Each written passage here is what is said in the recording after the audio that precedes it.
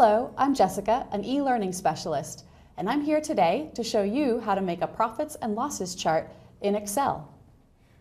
So you can see here that I have already created one, so you can see what I'm talking about to get there. And how did I do this? Real simple and easy. Instead of going through this all manually, I simply started with a new file, and then I chose a template, which there's a great one right here, profit and loss statements. Open that up.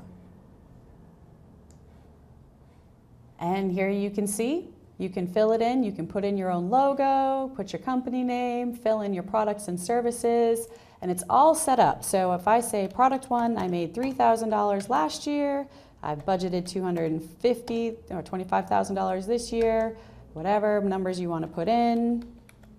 And you'll see it's already doing the calculations for you. And as a matter of fact, it's even automatically showing you your gross margin, your return on sales. This particular template shows everything from operating expenses, even shows your taxes options down here.